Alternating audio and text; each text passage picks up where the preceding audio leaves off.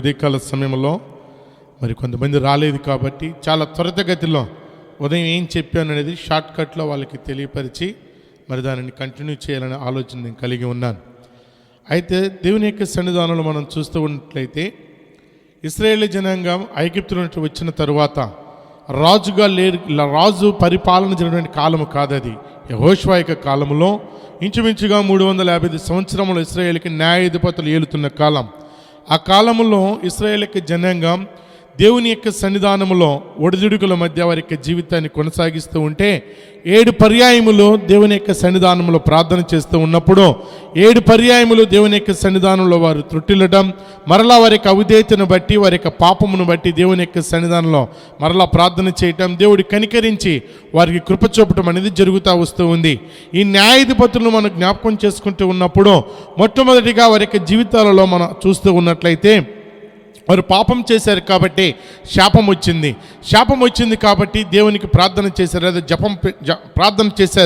ప్రార్థన చేశారు కాబట్టి క్షేమం వచ్చింది, క్షేమం కలిగింది కాబట్టి నిశ్శబ్దంగా ఉండిపోయారు. మానవిక జీవితంలో ఇది మానవిక నైతిక విలువలు లేదా వారి యొక్క జీవితం ఇలానే కొనసాగించడానికి కాలంలో కూడా నేటి కాలంలో కూడా ఇలానే మానవుడు ఉంటూ ఉన్నాడు. మొట్టమొదటిగా పాపము చేస్తాడు, పాపం వెంటనే శాపం వస్తుంది, శాపం వచ్చిన వెంటనే దేవునికి ప్రార్థన చేస్తాడు, ప్రార్థన చేసిన వెంటనే దేవుడు క్షమించేసి క్షేమస్థితిని కలుగచేస్తే కొంతకాలం మౌనంగా ఉంటాడు, మరలా యథావిధిగా తన యొక్క జీవితాన్ని కొనసాగిస్తూనే ఉంటాడు.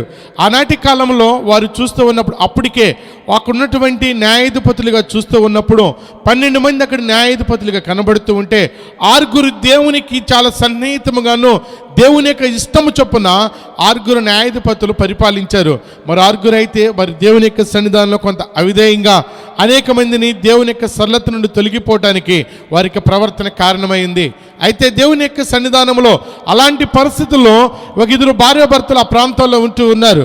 ఆ 2 భార్యాభర్తలు చూస్తూ ఉన్నప్పుడు వారి యొక్క జీవితాలలో కుమారులు లేక లేని సంతానం లేక ఎదురు చూస్తూ ఉన్నప్పుడు దేవుని యొక్క దూత వారికి ప్రత్యక్షమైంది. వారు చేసినటువంటి ప్రార్థనను బట్టి దేవుని యొక్క దూత వారికి ప్రత్యక్షమైతే, మీరు ఇంతకాలం మీరు చేసినటువంటి ప్రార్థనను బట్టి ఇశ్రాయేలును రక్షించడానికి మీ గర్భవాసంలో నుండి ఒక కుమారుని ఇవ్వబోతూ ఉన్నాను. అయితే ఆ కుమారుడు ఎలా పెరగాలో ఎలా ఉండాలో కొన్ని షరతులు పెట్టారు.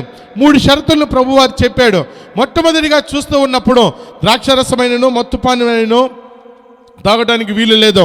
రెండవ ఒక షరతు చూస్తూ ఉన్నప్పుడు అపవిత్రమైనది ఏది కూడా ముట్టడానికి వీలు లేదు. 3వ యొక్క షరతు చూస్తూ ఉన్నప్పుడు తన యొక్క తల మీదకి మంగళ కత్తి రాకూడదు అనేది ఒక 3 షరతులను పెట్టాడు. ఇది 13వ అధ్యాయం. అదే రీతిగా వారికి దేవుడు చెప్పిన దానిని బట్టి వారు చేశారు, అది అయిపోయింది. 14వ అధ్యాయంలోనికి వచ్చేటప్పటికి అప్పటికి 13వ అధ్యాయం ముగింపులోనికి దేవుడు వాగ్దానం చేసిన దాన్ని బట్టి వారిరువురి యొక్క ప్రార్థనను బట్టి వారి భక్తి జీవితాన్ని బట్టి కుమారుడిని ఇచ్చేశాడు. ఆ యొక్క కుమారుడికి యవన కాలంలోనికి వచ్చిన తర్వాత వివాహయాస్తులోనికి వెళ్ళటకు తన జీవితంలో చూస్తున్నాడు. తను ఉన్నటువంటి ప్రాంతము నుంచి ఫిలిస్తీన్ల యొక్క ప్రాంతంలోనికి వెళ్ళి తిమ్నాతులోనికి వెళ్ళి అక్కడ చూస్తాడు ఒక కన్యకను చూశాడు. ఆమె వివాహం ఆడాలని తన తల్లిదండ్రులతో చెప్పారు. వాళ్ళ తల్లిదండ్రులు కాదని వారించారు. అయితే ఆయన వినలేదు. నాకు నచ్చింది, ఆమెను ఎలాగైనా సరే నాకు భారీగా స్వీకరించడానికి మీరు వెళ్ళి మాట్లాడండి అని చెప్పి వాళ్ళని తీసుకొని వెళ్తున్నటువంటి క్రమంలో ద్రాక్ష తోటలోనికి వచ్చినప్పటికీ ఎదురుగా ఒక సింహం నిలబడి ఉంది, కాండ్రించి చూస్తూ ఉంది. వెంటనే దేవుని యొక్క ఆత్మ తనని ప్రేరేపించినప్పుడు తను చూస్తున్నాడు, దాన్ని చంపివేశాడు. ఇది తల్లిదండ్రులతో చెప్పలేదు. తన భార్యను చూశాడు, వచ్చేసాడు, కొద్ది దినాలు అక్కడ గడిపాడు. ఆ తరువాత అక్కడ చూస్తూ ఉన్నట్లయితే అక్కడ ఉన్నటువంటి వారితో ఒక చిన్న ఇప్పుడు కథను వేశాడు. ఆ యొక్క పొడుపు కథకు లేదా కథ కానీ లేదంటే ఆ సామెతకు అర్థం చెప్పినట్లయితే మీకు 30 సన్నపు నారవ దుస్తులు నేను ఇస్తాను అనేటువంటి ఒక ఒడంబడికి వారితో చేసుకున్నాడు. అయితే వారికి ఒక కాల వ్యవధిని ఇచ్చాడు, 7 దినములలోగా మీరు చెప్పాలి అని. అయితే 7 దినంలో వారు చెప్పలేకపోగా వారి దేవుని యొక్క సరే చూస్తూ ఉన్నట్లయితే తన భార్యను శోధించడం మొదలుపెట్టాడు. నీ యజమానుడు లేదా నీ భర్త చెప్పినటువంటి సామెత యొక్క అర్థమేంటో మాకు చెప్పినావా సరే, లేకపోతే నిన్ను నీ తండ్రి ఇంటి వారిని అగ్నిచేత మిమ్మల్ని కాల్చివేస్తామన్నప్పుడు 7 దినాలకు కూడా సంసోని యొక్క భార్య ఏడుస్తూనే వచ్చింది. ఆ దినాలలో ఆయన ఆ యొక్క పరిస్థితులను బట్టి బలమైనది. ఆయన అంటాడు, నేను నా తల్లిదండ్రులకే చెప్పలేదు, నీకు ఎలా చెబుతాను అన్నప్పటికీ కూడా ఆమె ఎక్కువగా తొందర పెట్టిన దాన్ని బట్టి తన యొక్క అర్థం ఏంటో చెప్పేశాడు. ఇది 14వ అధ్యాయము. 15వ అధ్యాయంలోనికి వచ్చేటప్పటికి తన యొక్క జీవితంలో కోతకాలం వచ్చింది. వారు చెప్పినటువంటి అర్థం తన భార్య ద్వారా చెప్పారని తెలుసుకొని కోపముతో రౌద్రముతో తన యొక్క భార్యను విడిచిపెట్టి తన యొక్క తండ్రి వద్దకు వెళ్ళిపోయాడు. కొన్ని దినాలు గడిచిన తర్వాత తన భార్యను పరామర్శించాలి చూడటానికని చెప్పని ఒక మేకపిల్లను తీసుకొని వస్తూ ఉంటే తన మామ ఇంటిలోనికి రానిలేదు. కోపం వచ్చేసింది. కోపం వచ్చిన వెంటనే ఆ యొక్క ఫిలిష్తీయుల యొక్క పంట చేలలోనికి వెళ్ళిపోయేసి 300 నక్కను పట్టుకొని ఒకదాన్ని తాక ఒకటి ముడేసి దాని మధ్యలో డ్యూటీలు పెట్టి ఆ యొక్క వారి తోటలను పంటను అన్నింటిని కూడా నాశనం చేశాడు. ఈ పని ఎవరు చేశారు ఏంట్రా అంటే తిమ్నాత్ అల్లుడు చేశాడు. ఎందుకు చేశాడు అంటే తన భార్యను ఇవ్వలేదని చేశాడు. మరి ఇప్పుడు మనం ఏం చేయాలి? తను పట్టుకోవాలి. ఎక్కడ ఉన్నాడు అని అంటే కొండల్లో ఉన్నాడు. ఆయన దగ్గరికి వెళ్ళాడు. యోధా ప్రాంతాంతరికి ముట్టడించేటప్పటికి మీరు ఎందుకు వచ్చారు మా దగ్గరికి అని అంటే మాకెవరూ అవసరం లేదు, సంసోనును అక్కడ మాకు అప్పగించేయండి, బంధించి మేము తీసుకొని వెళ్తాం అంతే, మాకేం అక్కర్లేదు అన్నప్పుడు వాళ్ళని ముట్టడించడానికి ఆయన సంసోను పట్టుకోవడానికి చూస్తూ ఉంటే వారి వల్ల కాక యూదులందరూ కూడా కలిసి వెళ్ళి ఇంచుమించు 3000 మంది ఆయన దగ్గరికి వెళ్ళి నువ్వు చేసిందేంటి, వాళ్ళు మనకి ఏలికలు కదా, నువ్వు వాళ్ళతో ఇలా ఎందుకు ప్రవర్తించావంటే వాళ్ళు ఎలా చేశారో నేను కూడా అలానే చేశాను అని చెప్పిన ప్రత్యుత్తరం ఇచ్చి వారు తనను పట్టుకునటానికి ఒక కొత్త తోలతో బంధించి తీసుకొని వస్తూ ఉంటే ఐగుప్తులో ఫిలిష్తీయులందరూ కూడా కేకలు వేశారు. దేవుని యొక్క ఆత్మ తనని ప్రేరేపించింది కాబట్టి ఆ కట్టుబడిన తాళ్ళన్నీ కూడా అగ్ని తగిలినప్పుడు ఎలా అయితే ఆహుతి అయిపోతే కాలిపోయినాయి. అక్కడ ఉన్నటువంటి పచ్చి దవడ ఎముకని తీసుకొని 1000 మందిని చంపేశాడు. ఇది 15వ అధ్యాయం. ఆ యొక్క అధ్యాయంలో చూస్తూ ఉన్నప్పుడు తనకు దప్పిక అయింది. దేవునికి ప్రార్థన చేశాడు. దేవుడు తన ప్రార్థనను ఆలకించాడు, దప్పికని తీర్చాడు. 20 సంవత్సరముల వరకు న్యాయాధిపతిగా ఉన్నాడు. ఇది 15వ అధ్యాయం. 16వ అధ్యాయంలోనికి వచ్చేటప్పటికి తను అప్పటి వరకు కూడా న్యాయాధిపతిగా సుదీర్ఘమైన చక్కని పాలన చేశాడు. దేవుడు తను విడిచిపెట్టలేదు. కొన్ని తొట్టిల పాటలు వచ్చినా కానీ ఒక నైట్ తన యొక్క జీవితంలో తన హృదయంలో వచ్చిన కోరికను అణుచుకొనలేక వేసును ఆశ్రయించాడు. అది ఫిలిష్తీయులకు తెలిసింది. పలాని స్థలమందున హెబ్రోను దగ్గర ఆయన ఒక వేశ్య దగ్గర ఉన్నాడని తెలిసినప్పుడు ఆ ప్రాంతంలోనికి వెళ్ళి ముట్టడి వేస్తే మధ్యరాత్రి వరకు పడుకున్నాడు. లేచి వెళ్ళిపోతూ ఆ ప్రాంతంలో ఉన్నటువంటి అడ్డగమ్మిలతో సహా ఆ యొక్క దర్వాజలు కూడా పీక్కొని వెళ్ళిపోయి ఆ యొక్క హెబ్రోన్లో నుండి కొండ భాగంలో దాన్ని పడవేసి వెళ్ళిపోయాడు.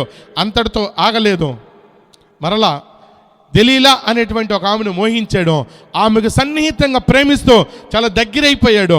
అయితే దేవుని యొక్క సన్నిధానంలో మనం చూస్తూ ఉన్నట్లయితే సంసోను అంత దగ్గరగా అయ్యాడు. కానీ దెలీలాకు కావాల్సింది ఏమిటంటే డబ్బు, ఫిలిష్తీయులకు కావాల్సిందేమో అధికార బలం, సంసోనుకి కావాల్సింది ఏంటంటే శరీర సంతృప్తి. ఈ మూడింటిని మధ్య చాలా దేవుని యొక్క సన్నిధానం మనం జాగ్రత్తగా ఆలోచన చేస్తూ ఉన్నట్లయితే దీనిని బట్టి దెలీలాతో ఒక వ్యాపారం లేదా దెలీలాతో ఒక సంధిని కుదుర్చుకున్నాడు. నీవు కానీ ఆ మనుషుని కానీ మాకు అప్పచెప్పినట్లయితే మనిషికి 1000 నూరులు నీకు మేము నాణ్యములను ఇస్తాం, తను మాకు అప్పచెప్పాలి. ఎలా అప్పచెప్పాలి అని అంటే తను బంధించి మాకు అప్పచెప్పాలన్నప్పుడు 3 పర్యాయములను కూడా తన బలం ఎందులో ఉందో చెప్పాడు. కానీ 3 పర్యాయములో తన బలము అక్కడ ప్రదర్శించబడలేదు. అది ఎందులో ఉందో తెలియబడలేదు. ఆమె అంటూ ఉంది, నువ్వు నన్ను ప్రేమిస్తూ ఉన్నావు కదా, నువ్వు పరిహాసం చేస్తూ ఉన్నావు అని చెప్తే ఆయన ఇసిగి చావుగోరి తన బలం ఎందులో ఉందో చెప్పేశాడు. ఆ యొక్క బలహీనత ఆమె చెప్పిన దానిని బట్టి ఒక వ్యక్తిని పిలిపించి ఆమె తొడ మీద నిద్రపుచ్చి ఆ యొక్క క్షౌరం చేయించిన తర్వాత చెబితే సంసోను ఫిలిష్తీయులు నీ మీద పడుతున్నారయ్యా అంటే యథావిధిగా లేచి విరజిమ్ముదని అనుకున్నాడు. కానీ దేవుని యొక్క ప్రభావం తనలోనే ఉండి వెళ్ళిపోయింది. సంసోనుని ఫిలిష్తీయులు పట్టుకున్నారు. తన యొక్క నేత్రములను ఓడపీకేశాడు. ఎత్తడి సంఖ్యలతో బంధించాడు. తిరుగడు రాయిని ఇసురుతూ ఉన్నాడు. వెంటనే దేవుని యొక్క సన్నిధానంలో ప్రార్థన చేశాడు. అప్పుడే ఆయనకి క్లియర్గా రాయబడి ఉంది, మరలా చేసినటువంటి క్షౌరమునకు వెంట్రుకలు రావటం ప్రారంభమైందని. దేవుని యొక్క సన్నిధానంలో సంసోని యొక్క ప్రార్థన దేవుడు ఆలకించాడు.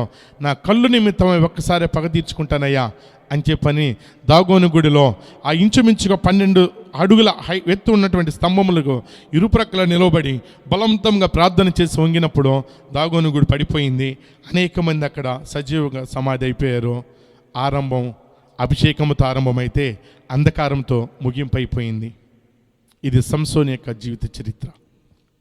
4 అధ్యాయాలలో 96 వచనాలలో సంసోను గురించి రాయబడినటువంటి మాటల్లో అయితే దేవుని యొక్క వాక్యాన్ని వింటున్నటువంటి ప్రియ సహోదరుడ సహోదరి, నువ్వు జాగ్రత్తగా వినవలసింది ఏమిటంటే దేవుని యొక్క సన్నిధానంలో టాలెంట్, దేవుడు నీకు ఇచ్చినటువంటి ఒక ప్రావీణ్యత, నువ్వు గర్భఫలంలో తల్లి యొక్క గర్భంలో ఉండగానే ప్రతి వానికి కూడా ఏదో ఒక టాలెంట్ను, ఒక నైపుణ్యతను దేవుడు ఇస్తాడు.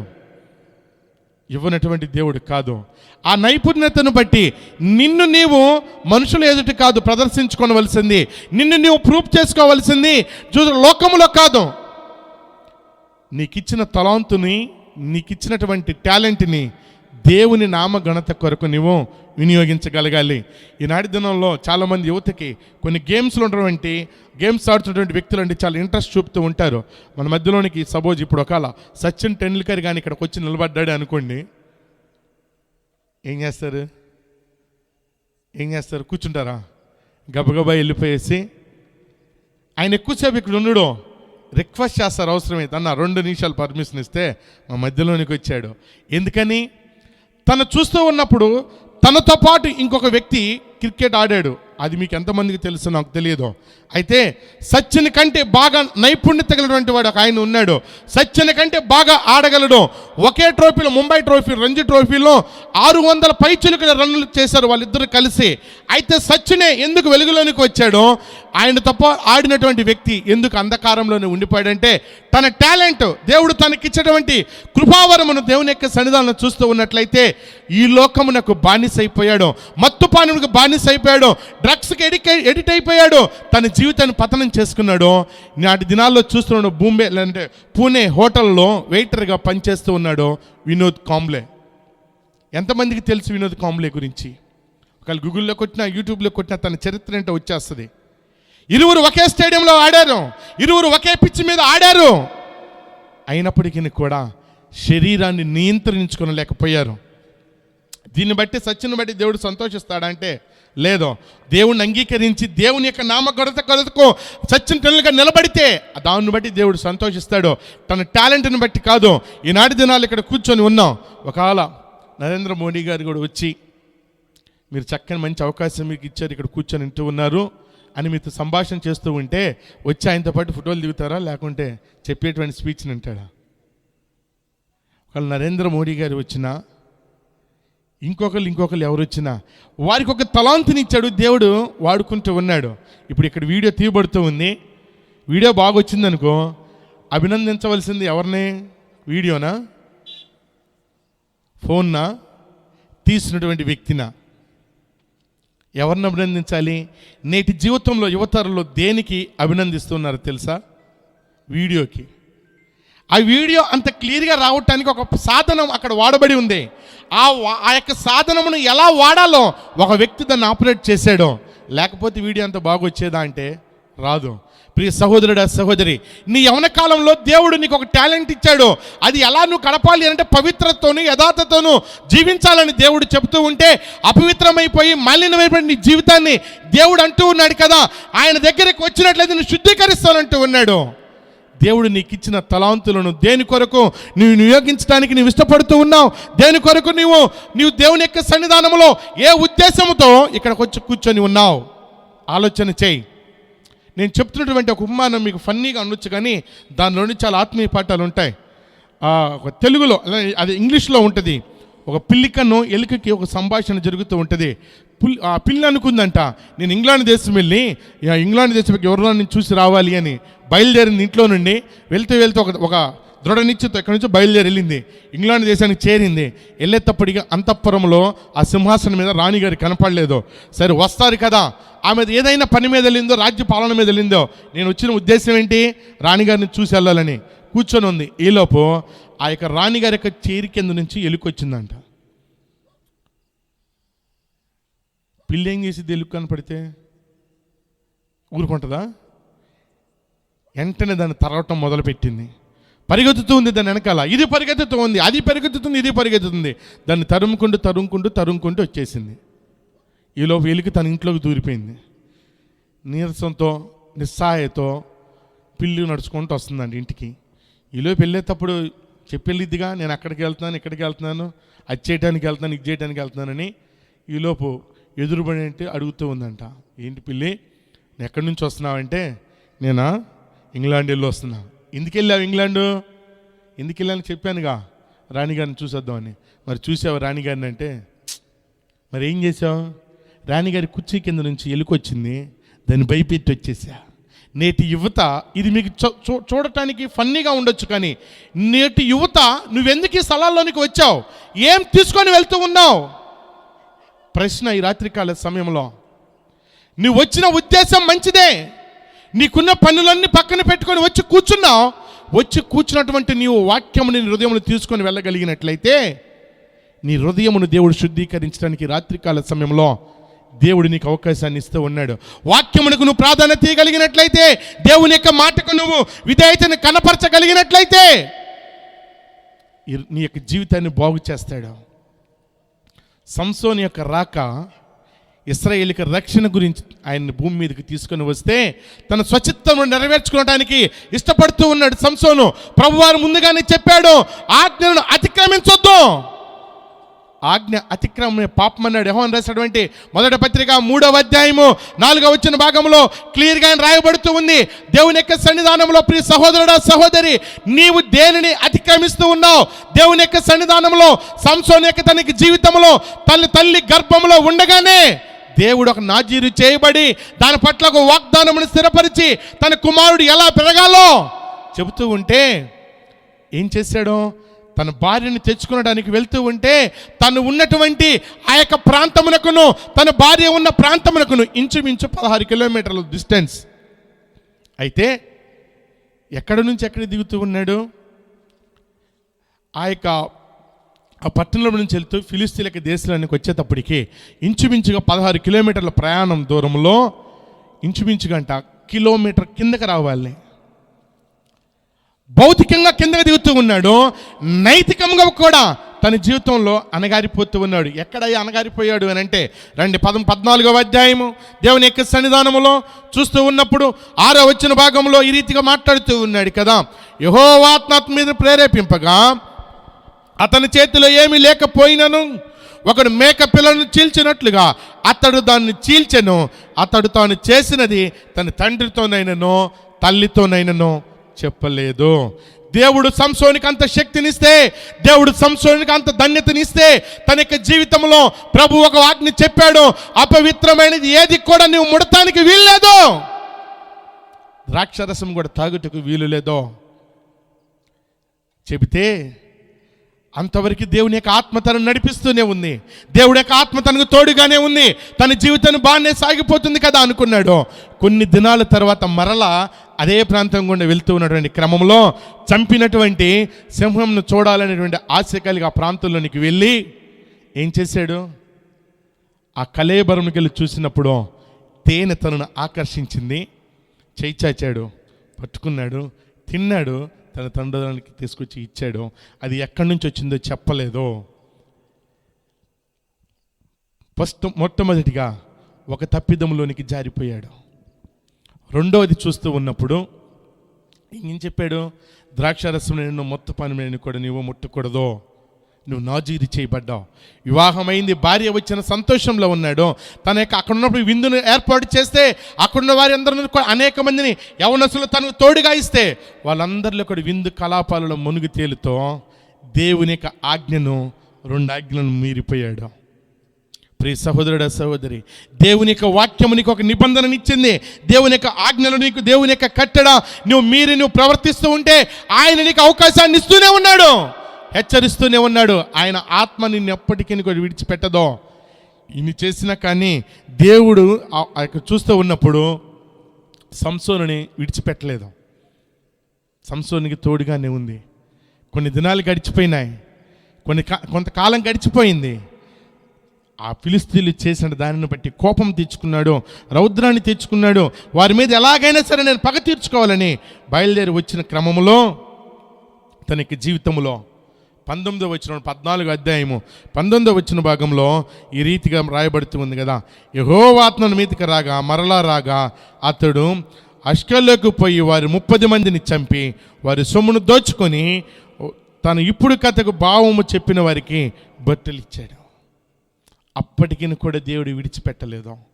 దేవుడు ఎన్ని అవకాశాలు ఇస్తూ ఉన్నాడో నీకు, దేవుడు నీకు యవ్వన కాలంలో ఎన్నో ఆపర్చునిటీస్ దేవుడు నీకు కలిగిస్తూ ఉంటే పవిత్రతను విడిచిపెట్టి అపవిత్రతలోనే నీవు మగ్గిపోతూ అదే శాశ్వతం, అదే బాగుందనుకొని అక్కడే నువ్వు కంఫర్ట్ జోన్ దేవులు ఆడుకుంటూ ఉన్నావేమో. ప్రియ సహోదరుడా, సహోదరి, ఉత్తమమైనది ఏది శ్రేయస్కరమైనది, ఏది జీవ మార్గంలోనికి నడిపించినది, అది నువ్వు గ్రహించుకోగలిగినట్లయితే, దాని వైపు నీవు వెళ్ళుటకు ఇష్టపడినట్లయితే, ఈ రాత్రికాల సమయం అయినా సరే వాక్యము నీకు వినబడుతూ ఉన్నప్పుడు హృదయమును కఠినపరుచుకొనక దేవుని యొక్క వాక్యముకు లేదా కట్టడలకు విధేయతని కనపరచగలిగినట్లయితే, నీ జీవితం ఎంత దుర్బలమైపోయినా, నీ జీవితం ఎలా భ్రష్టత్వంలోనికి వెళ్ళిపోయినా, నీవు పాపిని ప్రభువాని దేవుని యొక్క సన్నిధానంలో ఆయన వైపుగా నువ్వు తిరగగలిగినట్లయితే, తన ఉచితమైనటువంటి కృపకు నిన్ను పాత్రుడిగా చేసి కుమారుడిగా ఆయన నిన్ను పిలువుటకు ఆయన సంసిద్ధంగానే ఉన్నాడు. తండ్రిగా నువ్వు ఆయన పిలవగలుగుతావు. ఈ రాత్రికాల సమయంలో ఆయన పాదముల చెందకు నువ్వు సరెండర్ అవ్వగలుగుతావా ప్రియ యవనస్తుడా? దేవుడు సంసోనుని విడిచిపెట్టలేదు, వాగ్దానం చేశాడు, తన ప్రేమను చూపుతూ ఉన్నాడు. ఇంకైనా తెలుసుకుంటాడు, ఇంకా ఇలాగైనా తెలుసుకుంటాడంటే పవిత్రముగా జీవించినటువంటి సంసోను మెల్లిమెల్లిగా అపవిత్రతలోనికి తన జీవితాన్ని కొనసాగిస్తూ ఉన్నాడు. నేటి యువతరం కూడా బాల్య దినాల్లో చూస్తే సండే స్కూల్లోనికి వెళ్ళినటువంటి వారే బాల్య దినాల్లో చూస్తూ ఉన్నప్పుడు సండే స్కూల్లో అన్నింటిలో కూడా పాలు పంపులు పొంది చక్కగా ప్రైజులు తెచ్చి తల్లిదండ్రులకు పేరు ప్రఖ్యాతులు తెచ్చినటువంటి యవనస్తుని బిడ్డలే యవన ప్రాయంలో వచ్చేటప్పటికి దుష్ట సంగత్యం మంచి నడవడికని చెరిపివేయను అన్నట్లుగా ఈ లోకమునకు ఎడిక్ట్ అయిపోయి వారికి జీవితాలను పతనం చేస్తూ తల్లిదండ్రులకు చెడ్డ పేరు తెచ్చేటువంటి వారిగా తల్లిదండ్రులను దుఃఖాక్రాంతులకు గురి చేసేటువంటి యవనస్తులుగా ఉండిపోయారు. ఎటు నీ పయనం, నీ యొక్క ఆలోచన ఎటువైపు, నీ మార్గం ఎటువైపు, నీవు ఎటువైపు పయనం చేస్తూ ఉన్నావో, మేలు కలుగు మార్గం ఏదో తెలుసుకొని అందులో ప్రవేశిస్తే అది నీకు క్షేమం. ఏ మార్గంలోనికి వెళ్ళటానికి ప్రియ యవనస్తుడా నువ్వు ఇష్టపడుతూ ఉన్నావు? ఏ మార్గాన్ని నువ్వు చూస్ చేసుకున్నావు? ఆలోచన చేయి. పాపం ఎప్పుడు కూడా ఆకర్షణీయంగానే ఉంటుంది. పాపం ఎప్పుడు కూడా నీకు ఆహ్లాదాన్ని ఇస్తుంది. తుదకది నేను మరణమునికే తీసుకెళ్తూ ఉన్నది అనేది నువ్వు గ్రహించలేకపోతూ ఉన్నావు. ఉదయకాల సమయంలో ఒకటి చెప్పాను.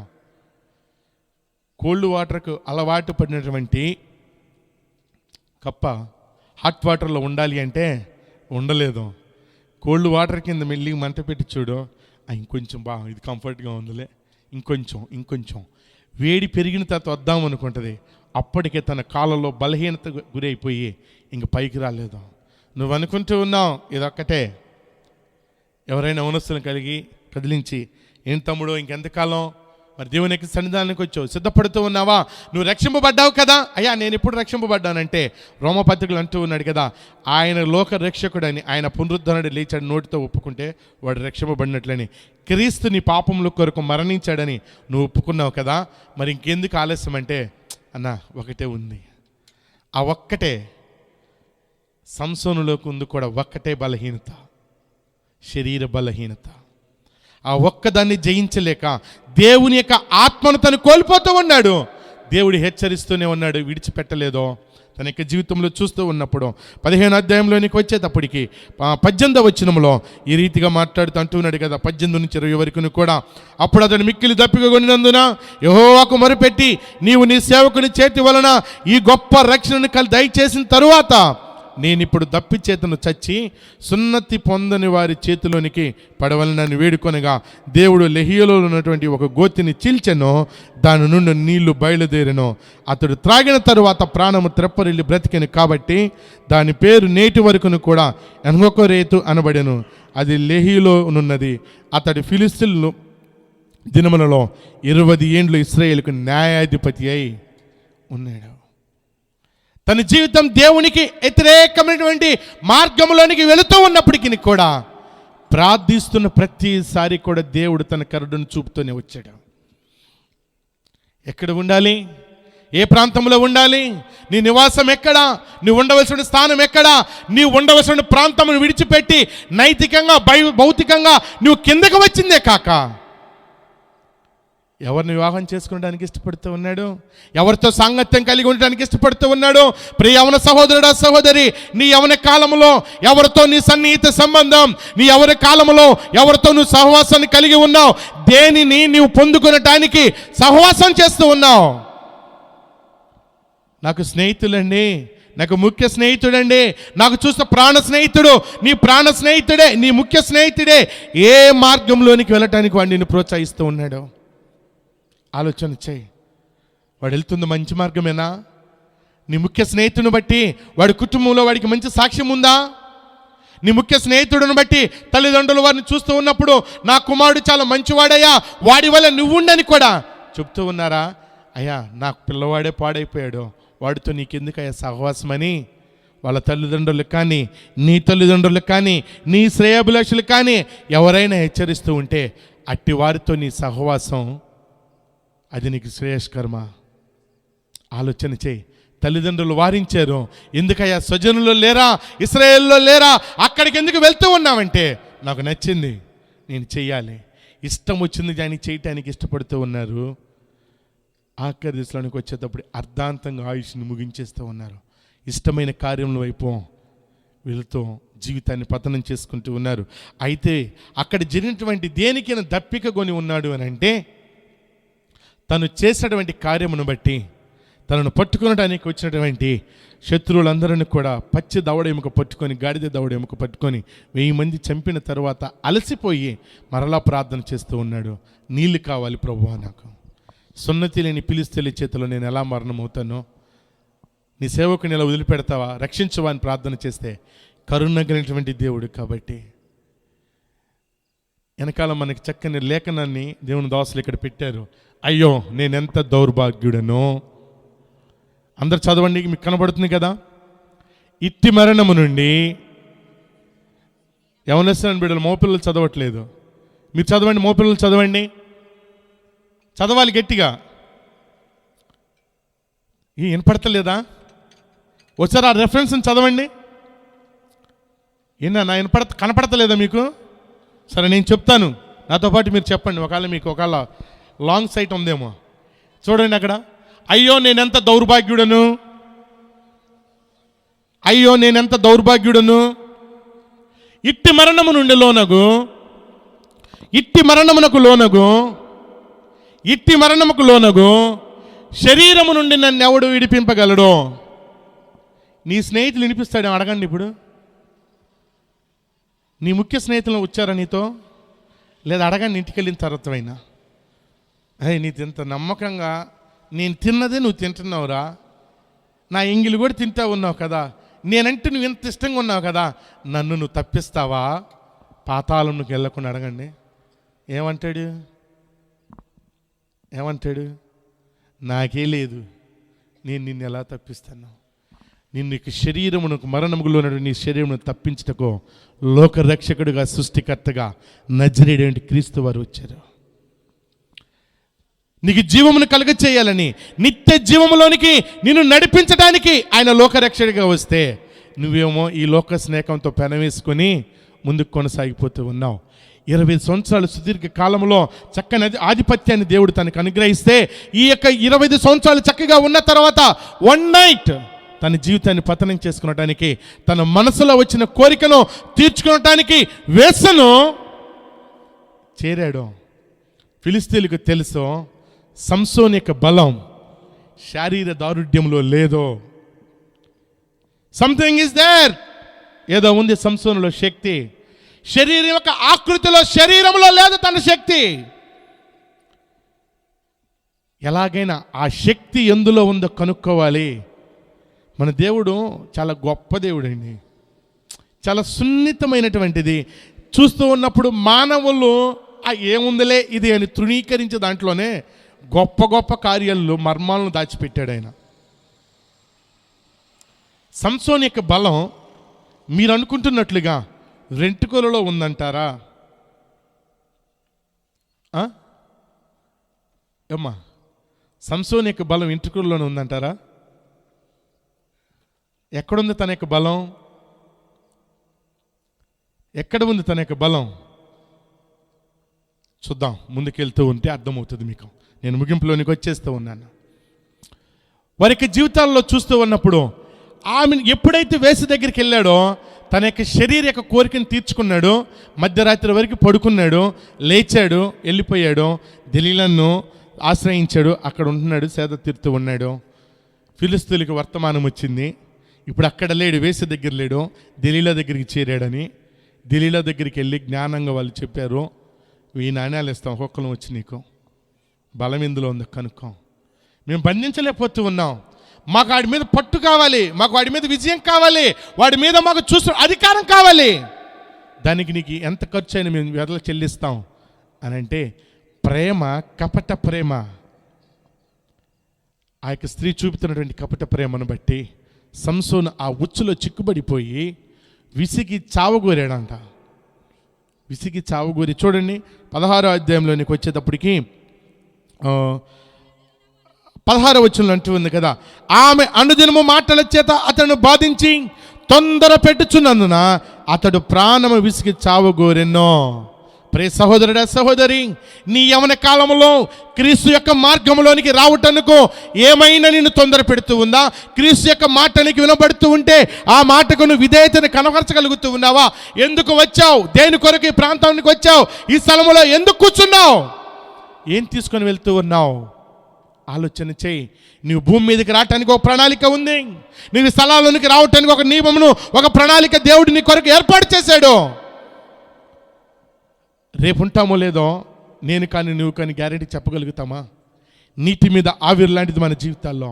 నేడు అనే సమయం ఉండగానే, దీపం ఉండగానే ఇల్లు చక్క పెట్టుకున్నట్లుగా నేడు అనే అవకాశం ఉండగానే ప్రియ సహోదరుడా సహోదరి, నీ యొక్క మలినమైనటువంటి పాడైపోయినటువంటి నీ జీవితమును క్రీస్తుకు అప్పచెప్పగలిగినట్లయితే పరిశుద్ధపరచగలిగిన దేవుడు సజీవుడైన యేసు. నీ దౌర్భాగ్యమున స్థితిని, నీ దౌర్బల్యమైన నీ జీవితమును క్రీస్తుకు నువ్వు అప్పచెప్పగలిగినట్లయితే ఆ మరణము నుండి జీవములోనికి నిన్ను నడిపించగలడు. దేంట్లో నీవు విసిగిపోయావో, దేంట్లో నీకు నీ జీవితం మీద అసహ్యత వచ్చిందో నాకు తెలియదు. నీకు దేంట్లో అన్న రాని నీ సమస్యను నజరేయుడైన క్రీస్తు పాదముల చెంత పెట్టావు. నీ యథార్థంగా దేవుని యొక్క సన్నిధిలో, ప్రభువా ఇంతకాలం నేను పైకి భక్తిపరుడిగా కనపడ్డాను, ఇంతకాలం నెమ్మదస్తుడిగా ఉన్నాను, మంచి పేరు గలవాడిగా ఉన్నాను, కానీ అంతరంగం దౌర్బల్యమైపోయిందయ్యా. నా అంతరంగం దుష్ట ఆలోచనలతో, వ్యర్థమైన తలంపులతో, మోహపు చూపులతో, కామ వాంఛలతో నా జీవితాన్ని భ్రష్టత్వంలోనికి నడిపించేశానయ్యా. నా శరీరాన్ని అపవిత్రపరుచుకున్నానయ్యా. నా జీవితాన్ని బాగు చేయి ప్రభువా. దేవుని యొక్క సన్నిధానం ఆయనకు అప్పచెప్పగలిగినట్లయితే 17వ వచనంలో మాట్లాడుతూ అంటూ ఉన్నాడు కదా, అప్పుడప్పుడు తన అభిప్రాయాన్ని అంతా కూడా తెలియపరిచాడు. తన అభిప్రాయాన్ని దేనికి తెలియపరిచాడు అని అంటే, శరీరం యొక్క సుఖం కోసం తన అభిప్రాయాన్ని తెలియపరిచాడో, ఈ రాత్రికాల సమయంలో నీ అభిప్రాయం ఏదైతే ఉందో దేవుని యొక్క రక్షణ కొరకు, నీ పాప విమోచన కొరకు, నీకు లోకము నుండి విముక్తి కొరకు నీ అభిప్రాయం అంతను కూడా క్రీస్తునకు చెప్పు. నజరేయుడైన క్రీస్తు వారికి తెలియచే. నీ స్థితి మారిపోతుంది, నీ పరిస్థితులు మార్చేస్తాడు దేవుడు. ఆజ్ఞ అతిక్రమమే పాపం అన్నాడు. ఏంటి ఆజ్ఞ అతిక్రమం? నీ తల మీదకి మంగళ కత్తి రాకూడదు అన్నాడు. అంతేనా? ఆదాము హవ్వలు దేనికి ఏదైనా తోటల్లో నుండి వెలివేయబడ్డారు? పండుని తిన్నారు కాబట్టి దేవదూతల వాళ్ళు అయిపోతున్నారనా? దేవదూతలాగా దేవుడు తర్వాత వాళ్ళే దేవుళ్ళుగా పిలువబడతారనా? దేవుడు వారిని ఏదేను తోటలో నుండి బయటకు త్రోసివేసింది. కెరూబులను అక్కడ ఎందుకు ఖడ్గజోలను పెట్టింది? ఆజ్ఞను మీరారు కాబట్టే ఏం కోల్పోయారు? పరిశుద్ధతను కోల్పోయారు. ఏం కోల్పోయారు? రక్షణ వస్త్రమును కోల్పోయారు. దిగంబరులమయ్యామని. ఎప్పుడు? ఆజ్ఞను మీరినప్పుడే. సంసోనికి ఏం జరిగింది? సంసోనికి బలం ఎంట్రుకలో లేదు. నా ఉద్దేశం సంసోనికి బలం ఎంట్రుకలో లేదు, దేవుని హత్తుకొనుటలో ఆయన బలం ఉంది. నీ యవన కాలంలో నువ్వు దేన్ని హత్తుకొని ఉండగలుగుతూ ఉన్నావు? ఆయనకి జీవితంలో చూస్తూ ఉన్నప్పుడు ఆయన వెంట్రుకల్లో ఉందనుకున్నాడు, కానీ ఆయన ఆజ్ఞను మీరితే దేవుని ఆత్మ నాకు ఎడబాటు అవుతుంది అనేది సంసోను గ్రహించలేకపోయాడు. తలలోనే ఉందలే అనుకున్నాడు, కానీ దేవుని తన ఆత్మతో ప్రేరేపిస్తూ ఉన్నప్పుడు, ఆయన చూస్తూ ఉన్నప్పుడు చేతిలో ఏమీ లేకపోయినా ఇంటికొలితే ఏమన్నా చేయగలిగాడు. అక్కడ బైబిల్లో 2 పర్యాయాలు మీతో చదివించాను. ఏమీ లేదు, 30 మంది మనుషులను హతమార్చాడు. చేతిలో ఏమీ లేదు. ఏం చేశాడు? సింహాన్ని. ఎందుకని? ఆ ఆజ్ఞకు లోబడి ఉన్నాడు కాబట్టి తన తల మీదకి మంగళ కత్తి రానియకుండా ఆజ్ఞకు లోబడి జీవించున్నంత కాలం సంసోను యొక్క జీవితం బాగానే సాగింది. దేవుడికి తెలుసుకుంటాడని అవకాశాన్ని ఇస్తూ ఉన్నాడు. నీకు ఇంక అవకాశం లేదేమో ప్రియమైన సహోదరుడా. అనేక పర్యాయములు దేవుడు నీకు చెప్పేశాడు. అనేక పర్యాయములు వాక్యం ద్వారా నిన్ను హెచ్చరించాడు. అనేక పర్యాయములు దేవుని దాసుల ద్వారా నీతో మాట్లాడుతూనే వచ్చాడు. నువ్వు ఇంకెంతకాలం పెడచావని పెడతావు? అందుకంటాడు సామెతల గ్రంథం 29వ అధ్యాయం 1వ వచనంలో మాట్లాడుతూ అంటూ ఉన్నాడు కదా. సామెతల గ్రంథం 29వ అధ్యాయము 1వ వచనం అంటూ ఉన్నాడు, ఎన్నిసార్లు గద్దించినను లోబడినటువంటి వాడు మడు తిరుగు లేకుండా హఠాత్తుగా. కారణం ఏమవుతుంది? దేవుని యొక్క వాక్యాన్ని హెచ్చరిక నీ హృదయానికి తాగుతూ ఉన్నప్పుడు, దేవుని యొక్క మాటలు నీ హృదయాలలో క్రియ జరిగించడానికి ప్రారంభం అవడానికి అవుతూ ఉన్నప్పుడు నీ హృదయాన్ని కఠినపరుచుకొని ఈ స్థలాల్లో నుండి వెళ్ళిపోతే అది నీకు ఏమాత్రమును కూడా ప్రయోజనము కాదు. ప్రియమైన సహోదరుడా, సహోదరి, ఈ దినమందే నేను హృదయంలో ఆయనకి స్థానం ఇవ్వగలుగుతావా? ఈ రాత్రికాల సమయంలో ఎంతసేపు దేవుని యొక్క మాటకు నీ విధేయతని కనపరచగలుగుతావా? తన దేవుని యొక్క ప్రభావం తనలో నుండి వెళ్ళిపోయింది. అంధుడైపోయాడు, బ్లైండ్గా ఉన్నాడు. అతను బ్యాండ్ చేసేసారు, అంటే కట్టి వేశారు. మూడోదిగా చూస్తూ ఉంటే గ్రైండర్ తిప్పటానికి పెట్టాడు.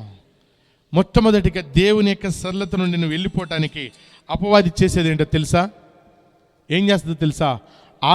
ఆత్మీయ అంధత్వంలోనికి నేను నడిపిస్తుంది. దేవుని యొక్క ప్రత్యక్షతను, దైవ దర్శనమును, దేవునితో నీవు ఆ యొక్క చూస్తూ సన్నిహిత సంబంధం లేకుండా కోల్పోయే విధముగా నీకు అంధత్వమును తీసుకొని వస్తే, రెండోది వాడు లోకంలో ఉన్నటువంటి వాటిని చూయించి ఆకర్షణలు నిన్ను బంధించేస్తుంది. మూడోది ఏం చేస్తుంది తెలుసా? అటు ముందుకెళ్ళదు, ఇటు వెనక్కి రానిదు. గ్రైండర్ ఎంతసేపు తిరిగిన ఎక్కడ తిరిగిద్దమ్మా? బయటకు వచ్చి తిరిగిద్దా? అక్కడక్కడే తిరిగిద్దా? అపవాది యొక్క ఉచ్చులో పడితే జరిగేది అదే. అక్కడ తిరుగుతావు, అక్కడే తిరుగుతావు, అక్కడే తిరుగుతావు, అక్కడే తిరుగుతావు, ఏమీ ఉండదు. ఏం జరిగేసావు ఏంటి అని అంటే, కాలాలు గడిచిపోతాయి, నెలలు గడిచిపోయినాయి, సంవత్సరాలు గడిచిపోయి నక్క తిరిగి చూసుకుంటే జీవితంలో ఏం సాధించావరంటే మంచి ప్రమోషన్స్. వాడంతా ఊళ్ళోనే లేడండి, ఇలాంటోడు మా కుటుంబంలో లేకుండా ఉంటే బాగుండేది అనేటువంటి బిరుదులు సంపాదించుకోవటానికి కాదు దేవుడు నీ కొరకు వచ్చింది. ఈ స్థలాల్లో దేవుడు నిన్ను తీసుకొని వచ్చింది అందుకొరకు కాదు, ఆయన సాక్షిగా నిన్ను నిలబెట్టాలని, ఆయన ప్రతినిధిగా నేను నిలబెట్టాలని దేవుడు ఆశపడుతున్నాడు. నేను ముగింపులోనికి వచ్చేస్తూ ఉన్నాను. ఆఖరిగా దేవుని యొక్క మాటలు చూస్తూ ఉన్నట్లయితే ఈ రీతిగా రాస్తూ అంటూ ఉన్నాడు కదా. 16వ అధ్యాయము 20వ వచనంలో ఈ రీతిగా అంటూ ఉన్నాడు కదా. అదే చదివి అయిపోయింది కదమ్మా. అయితే 21వ వచనంలో కూడా, లేదంటే 22వ వచనంలో, అతడు బందీగృహంలో తిరగలి విసురువాడాయనో, అయితే అతడు క్షౌరము చేయబడిన తరువాత అతని తల వెంట్రుకలు తిరిగి మొలుచుటకు మొదలుపెట్టినాయి. ఏం జరుగుతూ ఉంది? అతనికి కళ్ళు పీకివేయబడ్డాయి, బందీగా వెళ్ళిపోయాడు. రెండోదిగా తనకి జీవితంలో చూస్తూ ఉంటే తన చేతులకు ఎత్తడి సంఖ్యలు వేయబడ్డాయి. మూడోదిగా బందీగ్రహాలను తీసుకుని వెళ్ళి తిరగలి విసురుతూ ఉంటే అక్కడ దేవుని యొక్క కార్యం మరలా ప్రారంభమవుతుంటే దేవుని యొక్క సన్నిధానంలో అపహాసం చేస్తూ ఉన్నారు సంసోనుని, హేళన చేస్తూ ఉన్నారు సంసోనుని. పవిత్రముగా జీవించాలని సంసోను యొక్క జీవితం అపవిత్రమయం ఎప్పుడైతే అయిపోయిందో, మొట్టమొదటిగా ద్రాక్షారసాన్ని విందులో ఉన్నాడు, రెండవది అపవిత్రమైనది ముట్టాడు, మూడవది ఏం కోల్పోయాడు? ఆజ్ఞను అతిక్రమించేసి తన తల మీదకి మంగళ కత్తిని వచ్చేసింది. దేవుని యొక్క ప్రభావం తనలో నుండి వెడలిపోయింది. ప్రియ సహోదరుడా, సహోదరి, దేవుని యొక్క ప్రభావం నీ గర్భంలో, నీవు తల్లి యొక్క గర్భంలో ఉండగానే దేవుడు నీకు ఒక టాలెంట్ ఇచ్చాడు, దేవుడు నీకు ఒక తలాంతినిచ్చాడు. నువ్వు భూమి మీదకి వచ్చిన తర్వాత నువ్వు ప్రయోజకుడు అవ్వాలని ఆయన నీ కొరకు ఒక ప్రణాళికను సిద్ధపరిచాడు. ఆ ప్రణాళిక ఏదైతే ఉందో, దేవుడు నీకు ఇచ్చిన తలాంతి ఏదైతే ఉందో, దేవుడు నీకు ఇచ్చిన టాలెంట్ ఏదైతే ఉందో, అది లోకంలో పేరు ప్రఖ్యాతుల కొరకు వినియోగిస్తూ ఉన్నావా? క్రీస్తు నామ ఘనత కొరకు నువ్వు వాటిని వినియోగించగలుగుతూ ఉన్నావా? నువ్వు కలిగిన దాన్ని గట్టిగా పట్టుకున్నట్లయితే, నువ్వు క్రీస్తు కొరకు నిలబడగలిగినట్లయితే, పాపమును విడిచిపెట్టి నిలబడగలిగినట్లయితే, దేవుని కొరకు సహోదరమైన కార్యములు చేయటానికి నువ్వు సిద్ధపడినట్లయితే, ఈ రాత్రికాల సమయంలో దేవుడు నిన్ను విడిచిపెట్టడయ్యా. దేవుడు నిన్ను దాటిపోవడం, తన బలిష్టమైన రెక్కల కింద నీకు ఆశ్రయం ఇచ్చి ఉన్నతమైన శిఖరం మీద నేను కూర్చుండబెట్టువాడు అన్నాడు. ఈ రాత్రికాల సమయంలో దేవుని యొక్క మాటలు వింటున్న ప్రియ సహోదరుడా, ఇంకెంతకాలం నీ హృదయాన్ని కఠినపరుచుకొని ఈ స్థలాల్లో నుండి వెళ్ళిపోతావు? వాక్యంకి విధేయతని కనపరచకుండా, సేవకుని యొక్క మాటకు నువ్వు విధేయతని కనపరచకుండా, తల్లిదండ్రుల మాటలకు నువ్వు లోబడకుండా, దేవుని యొక్క మాటలకు నువ్వు లోబడకుండా నీ హృదయాన్ని కఠినపరుచుకున్నట్లయితే, ఒకానొక దినమందున సామెతలు అంటూ ఉంటాడు కదా, అయ్యో అయ్యో నేనెంత దౌర్భాగ్యుడను, ఉపదేశకుల యొక్క మాటలను నేను త్రోసివేశానే, ప్రతి విధమైన దౌష్టమును తప్పించుకొనుటకు అయ్యో కొంచెమే ఎడమైపోయింది. ఆర్తనందాలు పెట్టినా, కేకలు పెట్టినా, ఆ దినమున నిన్ను తప్పించుటకు దేవుడు నీకు ఇచ్చిన అవకాశాలన్నిటిని విడిచిపెట్టేసి అప్పుడు కేకలు వేస్తే ప్రయోజనం లేదు. ప్రియమైన సహోదరుడా, బందీగా ఉండిపోయి ఆత్మీయ అంధత్వంలోనికి వెళ్ళిపోయేసి తిరగలిసిరితో దేవుని యొక్క సన్నిధానంలో ప్రార్థన చేస్తూ అన్నాడయ్యా, వన్ ఛాన్స్ నా జీవితానికి అయ్యా, ఒక్క అవకాశం నాకు ఇచ్చినట్లయితే, ఈ యొక్క నాకు వచ్చినటువంటి ఈ కళ్ళుండును బట్టి నేను ఒక్కసారి ఫిలిస్తీన్ల మీద నేను పగ తీర్చుకుంటానయ్యా, నన్ను బ్రతికించు ప్రభువా అని అడగట్లేదు. అయితే నీకు అవకాశం ఉంది. దేవుడు నీకు అవకాశాన్ని ఇచ్చాడు, జీవములోనికి నడిపించడానికి దేవుడు నీకు అవకాశాన్ని ఇచ్చాడు. ఆనాడు సంసోనికి ఆ అవకాశం లేకుండా పోయింది. అలా మరణించినా కానీ సంసోను ఇబ్రీ పత్రిక 11:32 అన్నట్లుగా విశ్వాసుల యొక్క జాబితాలో సంసోను యొక్క పేరు ఉంది. దేవుడు నీకు అవకాశాన్ని ఇస్తూ ఉన్నాడు. ఆయన సాక్షిగా నువ్వు ఉండగలుగుతావా? ఆలోచన చేయండి ప్రియ సహోదరుడా, సహోదరి. లూకా సువార్తలో తప్పిపోయిన కుమారుడి గురించి మనం జ్ఞాపకం చేసుకుంటూ ఉంటే, అయితే బుద్ధి వచ్చినప్పుడు ఎక్కడికి వెళ్ళాడు? నీకు ఆలోచన కలిగితే దేవుని యొక్క సన్నిధానంలోనికి రా. నీ నిజస్థితిని ఆయన పాదముల చెంత పెట్టావు. ఎవరు ఇంటూ ఉన్నారా, వాళ్ళు చూస్తున్నారా, వీళ్ళు చూస్తున్నారా కాదు, నీ కొరకు ప్రాణము పెట్టేటువంటి నజరేయుడైన క్రీస్తు వారు నిన్ను చూస్తూ ఉన్నాడు. చక్కని పాటలు యవనస్తుల గురించి అన్న చక్కని పాటలు రచించారు. చాలా ఆత్మీయంగా పాటలు, చాలా ఉద్యమంగా పాడుతూ ఉన్నారు. ఏంటి నీ యొక్క ఆలోచన? నీ మనసులో ఏముంది? ఏది ఉత్తమమైనది నువ్వు గ్రహించగలుగుతూ ఉన్నావా? ఆలోచించే. అయితే బుద్ధి వచ్చినప్పుడు వాడు తండ్రి వద్దకు వచ్చి అంటూ వాడు అనుకుంటూ ఉన్నాడు, అయ్యా నేను లోకానికి పరలోకంకు నీకును నేను అవిధేయంగా నడిచేశాను. నీ కుమారుని కాదు కానీ నీ కూలి వానిలో ఒకడిగా ఉంటాను, నీ దాసులలో ఒకనిగా ఉంటాను, చేర్చుకో అని అడగాలని తండ్రితో ఆ మాటని చెప్పాలని వస్తే, దూరం నుండి చూసినటువంటి తండ్రి కుమారుడి కొరకు ఎదురు చూస్తూ ఉన్నాడు. ఈరోజు ఆయన వస్తాడేమో, నా కుమారుడు నన్ను విడిచిట్టి వెళ్ళిపోయాడు కదా, ఈ దినమంది ఆయన వస్తూ ఉన్నాడు. దూరం ఉన్న కుమారుడిని చూశాడు, ఎదురెళ్ళాడు, మెడ మీద పడి ముద్దు పెట్టుకున్నాడు, తన మలినపైనటువంటి వస్త్రమును తీసివేశాడు, ప్రశస్తమైనటువంటి వస్త్రమును ధరింపచేశాడు, అధికారపు ఉంగరముని ఇచ్చాడు, సమాధానాన్ని జోళ్ళు ఇచ్చాడు. ఆనాటి కాలంలో గృహాలలో పనివారు చెప్పులు వేసుకొని తిరగటానికి వీలులేదు. ఆ కుమారుడు ఏమనుకున్నాడంటే, నేను చెప్పులు వేసుకొని తిరిగే అధికారాన్ని కోల్పోయాను, నా తండ్రికి అవిష్టంగా నేను జీవించాను, నా తండ్రిని నేను ఎంతగానో దుఃఖపెట్టాను, కాబట్టి నాకు అధికారం లేదంటే తండ్రి జాలిపడుతూ ఉన్నాడు. కుమారుడు తన హృదయంలో ఉన్న ఆలోచనలన్నీ చెప్పకముందే తండ్రి ఇవన్నీ ఏర్పాటు చేస్తూ ఉంటే కుమారుడు పశ్చాత్తాపడుతున్నాడయ్యా, నీకు పేరు చెడగొట్టానే, నువ్వు ఇచ్చినటువంటి ఆస్తిని అంతటిని కూడా నేను దుర్వ్యాపారం చేసి వేశ్యలతో గడిపి అన్నిటిని కోల్పోయి వచ్చాను, ఎంత ప్రేమిస్తూ ఉన్నావయ్యా. ప్రియ సహోదరుడా, ప్రియ యవనస్తుడా, నీవెలా జీవించిన కానీ ఆయన నిన్ను పిలుస్తూనే ఉన్నాడు. ఆయన వద్దకు నువ్వు రాగలుగుతావా? నీ తప్పిదమును ఒప్పుకోగలుగుతావా? ఇద్దరు రాజులను అభిషేకించింది ఒకే ప్రవర్త. ఇద్దరును కూడా ఇంచుమించుగా అదే కోణంలోనికి వెళ్ళి పాపము చేశారు.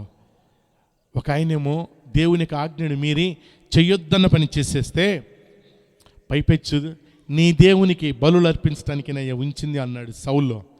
దిద్దుబాటును అసహించుకున్నాడు, తను సమర్థించుకున్నాడు తన పాపమును, తన అవిధేయతను చూస్తూ ఉన్నప్పుడు అది నేను దేవుని కొరకే చేస్తున్నానులే అనేటువంటి తన జీవితాన్ని సమర్థించుకుంటే దావీదు పాపం చేశాడు. యుద్ధము చేయవలసినటువంటి దావీదు, యుద్ధ రంగంలో ఉన్న దావీదు మేడ మీద నుండి తిరుగుతూ తనది కాని దానిని ఆశించిన దానిని బట్టి దేవుడు ఎప్పుడైతే నాతాను ప్రవక్తను పంపించి తనతో మాట్లాడాడో, అయ్యా ఇప్పుడు నేనేం చేయాలి, మోకరించి ప్రార్థన చేస్తూ ఉన్నాడు. ఇద్దరి రాజులను అభిషేకించింది ఒకే ప్రవక్త, ఇద్దరు రాజులను నిలబెట్టింది ఒకే దేవుడు. వారికి జీవితాల్లో ఎంత వ్యత్యాసం ఉందో చూడండి. దావీదు కుమారుడు అని అనిపించుకున్నటకు దావీదు ఎంతగా లోబడితే తన పేరును ముందు పెట్టుకొని యేసుప్రభువు వారి లోకానికి వచ్చాడు. ఆలోచించగలుగుతున్నావా? ఆలోచన చేయి. దేవునికి నువ్వు సరెండర్ అయ్యగలిగినట్లయితే, నీ యవన కాలుపుకి జీవితమును దేవుడికి నువ్వు అర్పించుకోగలిగినట్లయితే, దేన్ని విడిచిపెడుతూ ఉన్నావు? దేని కొరకు? బంధువులను విడిచిపెట్టగలుగుతూ ఉన్నావా? ఈ లోక స్నేహాన్ని విడిచిపెట్టగలుగుతూ ఉన్నావా? లోకం యొక్క సాహిత్యం విడిచిపెట్టగలుగుతున్నావా? మత్తు పానములను విడిచిపెట్టగలుగుతూ ఉన్నావా? ధూమపానములను విడిచిపెట్టగలుగుతూ ఉన్నావా? దేనిని విడిచిపెట్టగలుగుతూ ఉన్నావు? సంసోను విడిచిపెట్టలేకే అపవిత్రతలోనికి వెళ్ళిపోయి పవిత్రమైన జీవితాన్ని కోల్పోయి మరణమునకు పాత్రుడైపోయాడు. అలా ఉండకూడదనే, అట్టి స్థితిలో నీవు ఉండకూడదనే దేవుడి రాత్రికాల సమయం ముందు దేవుని దాసుల ద్వారా ఈ స్థలాల్లో నీకు ఈ స్థితిని, ఇలాంటి పరిస్థితిని ఏర్పాటు చేసి వాక్యాన్ని వింటూ ఉన్నారు. వాక్యాన్ని వింటున్నటువంటి నీకు జీవితంలో క్రీస్తును మోసుకునేటువంటి బిడ్డగా ఉంటావా? ఏదో వచ్చాను వెళ్ళిపోయాను అనే స్థితిలోనే ఉంటావా? ప్రశ్న వేసుకో. ప్రార్థన చేసుకుందాం. దేవుడి కొద్ది మాటలు మన ఇంటిలో స్థిరపరిచి బలపరచును గాక. ప్రార్థన చేసుకుందాం. దేవుని యొక్క సన్నిధానంలో దేవుని యొక్క మాటలు ఉన్నటువంటి ప్రియ సహోదరుడు సహోదరి, నీ యవన కాలం యొక్క నీ జీవితం యొక్క నీ నిర్ణయం ఏమైంది? నీ అభిప్రాయం ఏమైంది? నీ బలహీనత ఏమైందో ఈ రాత్రికాల సమయంలో నువ్వు దేని మీద జయాన్ని పొందుకోలేకపోతూ ఉన్నావో దానిని దేవునికి అప్పచెప్పేయి. అది దేవునికి తెలియపరచో.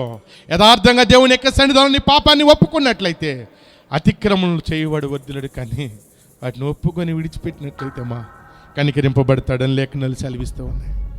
ఒప్పుకొనటానికి నువ్వు సిద్ధపడినట్లయితే దేవుని యొక్క సన్నిధానంలో ఒప్పుకో. దేవుడు నీకు కనికరమును చూపుతాడు. ప్రార్థన చేసుకుందాం. నాజీరు చేయబడినటువంటి సంసోనుని దేవుడు మన ముందు పెట్టాడు. దేవుని ఆజ్ఞను అతిక్రమించుట ద్వారా బలవంతులైనా సరే ఎంత బలహీనులైపోతారో, ఎంత పనికిరాని వారు అయిపోతారో దేవుని యొక్క వాక్యంలో మనం చూస్తూ వచ్చాం. ఇప్పటి వరకు ప్రభువు నీతో మాట్లాడాడు. ఇప్పుడు నువ్వు ప్రభువుతో మాట్లాడిన సమయం ఇది. ఎవరు ఎటుబడితాడు తిరగమాకండి. ఇది నువ్వు ప్రభువుతో మాట్లాడి తీర్మానం చేసుకునే సమయం ఇది. దయచేసి ఎవరూ కూడా అటు ఇటు వెళ్ళకండి. దేవుడు చాలా విషయాలు తన లేఖనాల్లో నుంచి తన దాసుల నోట ఉంచి మనతో మాట్లాడుతూ వచ్చాడు కదా. నువ్వేం మాట్లాడాలనుకుంటున్నావో ఇప్పుడు నువ్వు మాట్లాడు. అందరూ పురుషులు స్త్రీలు మీరున్న చోటే కళ్ళు రెండు మూసి తల ఉంచుకుని దేవుని యొక్క వాక్యానికి విధేయత చూపి నువ్వేం చెప్పాలనుకుంటున్నావు. ఇప్పటి వరకు కొన్ని మాటలను దేవుడు నీకు వినిపించాడు. నీకు ఒక అనుకూలమైన సమయాన్ని ఇచ్చాడు. ఈ అవసాన కాలం అందైనా ఏది ఉత్తమమో నువ్వు ఎరగాలి, మాట్లాడాలి. ప్రభువుతో ఇది మాట్లాడవలసినటువంటి సమయం. దేవుని సేవకులు ఇంకా విస్తారంగా మాట్లాడగలరు. అయితే ఇది చాలా ప్రాముఖ్యమైన సమయం. నువ్వేం మాట్లాడాలనుకుంటున్నావో మాట్లాడు. దేవుడు నీతో ఏం మాట్లాడాడు? సంసోను జీవితాన్ని నీ ముందు పెట్టినప్పుడు నీకేమనిపించింది? నా బతుకు కూడా అలాగే ఉంది కదా అని అనిపించిందా? అయితే నువ్వు మాట్లాడాల్సిన సమయం. సంసోనికి అర్థమైనప్పుడు అతను ఎంతో బాధతో మొరపెడుతూ వచ్చాడు. నిజమే, బలమున్నంతసేపు, దేవుడు బలపరిచినంతసేపు దేవుని విలువ అర్థం కాల. నీకు ఆరోగ్యం ఉన్నంతసేపు, ఆయుష్ ఉన్నంతసేపు ప్రభువుని నమ్మాలనిపించదు, నమ్మకంగా బ్రతకాలనిపించదు, మారు మనసు పొందాలనిపించదు. నీకు ఎప్పుడు అనిపిస్తుంది? ఆరోగ్యం పోయాక, ప్రాణం పోయే పరిస్థితులు మన మీదకి వచ్చాక, మన శరీరంలో ఉన్నటువంటి అవయవాలు కోల్పోయాక అప్పుడు కళ్ళు తెరుస్తావా? సంసోనికి ఉన్న 2 కళ్ళు బతుకుండగానే ఓడబెరగటము ద్వారా తన కన్నులు తెరవబడి, దేవా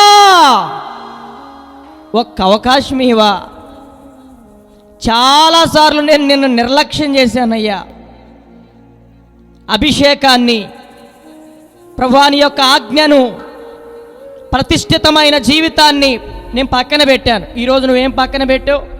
నువ్వు పొందిన మారు మనసు, నువ్వు పొందిన రక్షణ, దేవుడిచ్చిన ఈ విలువైన సమయం, అద్భుతమైనటువంటి దేవుని వాక్యాలు. ఇంకెంతకాలం దేవుని వాక్యాన్ని దాటిపోయి సంసోనులాగా లోకానికి అలవాటు పడిపోయి, ఆశలకి అలవాటు పడిపోయి, నీ అవయవాలు నీలో నుంచి పాడైపోక మునిపే, నీ ఆయుష్ తీరక మునిపే తిరిగి ప్రభువు వైపు మొగ్గు చూపుతావా? యవన బలం ఉన్నప్పుడే దేవుని కొరకు ఒక బలమైన సాధనంగా వాడబడాలి. యవన కాలం అంతా అయిపోయిన తర్వాత నమ్ముతావా? నీ యవన వయసు అంతా అయిపోయిన తర్వాత నమ్ముతావా? దేవుని వాక్యం అంటుంది, యవన కాలమున నరుడు నా కాడి మోయుట మేలు. ఈ యవనస్తుల కూడికలో నువ్వేం చెయ్యాలి? నీ ఎడల దేవుని ప్రణాళిక ఏంటి? నేను నిన్ను ఎందుకు ఎన్నుకున్నాను, ఎందుకు రక్షించుకున్నాను అనే విషయాలు నీకు అర్థం కావాలి. చాలామంది రక్షణ పొందారు, కానీ ఎందుకు రక్షణ పొందారో వాళ్ళకి అర్థం కాలేదు. ఎందుకు మందిరానికి వెళ్తున్నామో అర్థం కావట్లేదు. దేవుడు ఇంతగా నీతో ఎందుకు మాట్లాడుతున్నాడో ఎప్పుడు అర్థం చేసుకుంటావు? అవయవాలు పోగొట్టు, కాళ్ళు చేతులు విరిగిన తర్వాత, నీకున్న ఆస్తులన్నీ పోయిన తర్వాత, ఎప్పుడు ఇంకా సమయం ఉంది, ఇంకా సమయం ఉందని ఇంత గొప్ప రక్షణను నిర్లక్ష్యం చేస్తే ఎలా తప్పించుకుంటావు? ఎలా తప్పించుకుంటావు? ఎన్నిసార్లు రక్షణ పెట్టి నీ రక్షణను అమ్ముకొని, దేవుణ్ణి అమ్ముకొని నువ్వు బతకలేదు. కొంత సమయం ఇచ్చాడు, ప్రతిష్టతను అమ్ముకున్నాడు, ఆజ్ఞను అతిక్రమించాడు. సంసోను బరి తెగించి బ్రతికాడు. అందుకనే సామాన్య మానవుడి కంటే కూడా బలహీనుడిగా చేశాడు. యవనస్తులారా, మీరు బలవంతులు, దేవుని వాక్యం మీలో నిలుస్తుందని వాక్యం చెప్తుంటే బలహీనుడు అయిపోయావు కదా. నీ యవన బలం ఎవరికిచ్చావు? నీ యవనములో దేవుడిచ్చిన టాలెంట్లు ఎవరికి ఉపయోగిస్తున్నావు?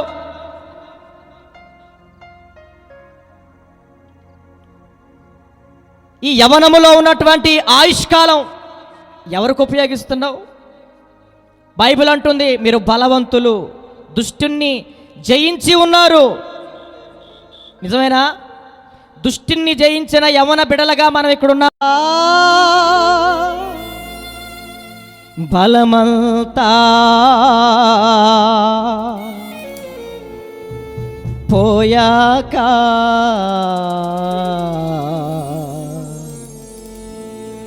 నమ్మాలని ఉంది ప్రభు యేసుని, నమ్మాలని ఉంది ప్రభు యేసుని. పాడదాం అందరం కలిసి పశ్చాత్తాపంతో. నాకు బలము ఉన్నంత వరకు నమ్మలేదు నా యేసుని. పాడదాం. నాకు బలము ఉన్నంత వరకు వాల్యూమ్ పెంచి మాంటారు లేదు నా యేసుని. బలమంతా పోయాక బలమంతా పోయాక ఎవరైనా రండి. నమ్మాలని ఉంది ప్రభు యేసుని. బబ్లురా. నమ్మాలని ఉంది ప్రభు యేసుని, నాకు నమ్మాలని ఉంది ప్రభు యేసుని. అందరం కలిసి ప్రభా నేను బలహీనుడైపోతున్నాను నాయన, నా బలమంతా లోకానికి అప్పగించేస్తున్నాను ప్రభువా. నా యవన బలాన్ని నేడైనా నీ కొరకు వాడగలగడానికి, నీ కొరకు బ్రతకగలగడానికి నాకు సహాయం చేయ ప్రభువా. నాకు బలము ఉన్నంత వరకు పశ్చాత్తాపంతో ప్రభువుని లేదు ఆ యేసుని. నీ బలమంతా బలము ఉన్నంత వరకు నన్ను క్షమించండి నాయనా. లేదు ఆ యవ్వన బలమంతా పోగొట్టుకుంటున్నాను, బలమంతా ఆరోగ్యమంతా పోగొట్టుకుంటున్నాను. ఈ రాత్రి దయచేసి నన్ను దర్శించు నాయనా. ఈ దౌర్భాగ్యం నుండి నన్ను విడిపించు నాయనా.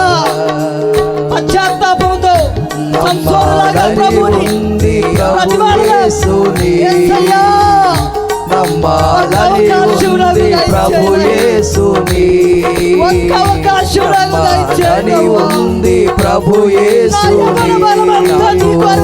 నమ్మాలని ఉంది ప్రభు యేసుని. హృదయారంగములో కృంగిన సమయములో, హృదయారణ్యములో పశ్చాత్తాపంతో కృంగిన సమయములో రహస్య పాపాలు చూచుచున్నది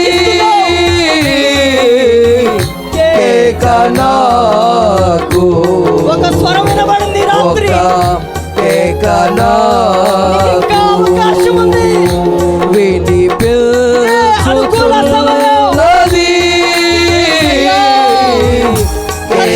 నాకు ప్రాంతంలో ఉన్న యవన బిడ్డలను నాకు వినిపించుచున్నది వినిపించుచున్నది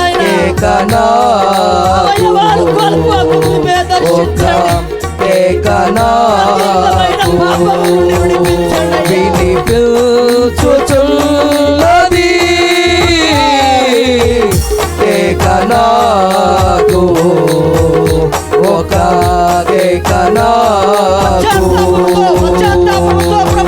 నాకు బలము ఉన్నంత వరకు నమ్మలేదు నా యేసుని. నాకు బలము ఉన్నంత వరకు నమ్మలేదు నా యేసుని. బలమంతా పోయాక బలమంతా పోయాక నమ్మాలని ఉంది ప్రభు యేసుని.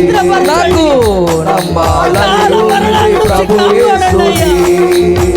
బలమంతా పోయాక బలమంతా పోయాక నమ్మాలని ఉంది ప్రభు యేసుని. నాకు నమ్మాలని ఉంది ప్రభు యేసుని. నమ్మాలని ఉంది ప్రభు యేసుని. నాకు నమ్మాలని ఉంది ప్రభు యేసుని.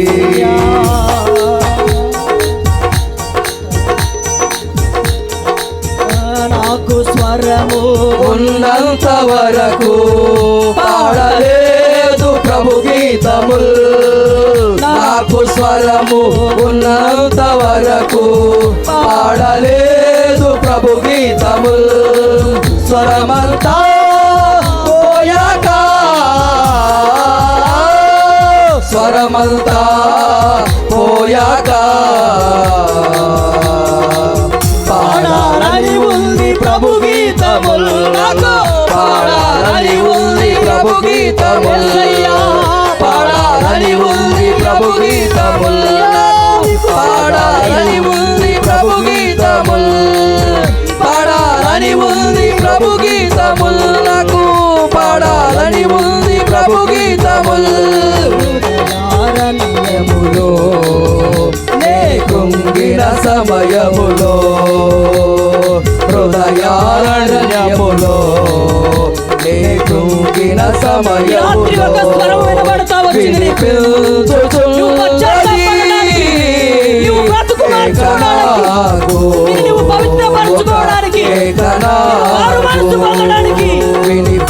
వినిపించుచున్నది కేకనాకు ఒక కేకనాకు వినిపించుచున్నది కేకనాకు ఒక కేకనాకు.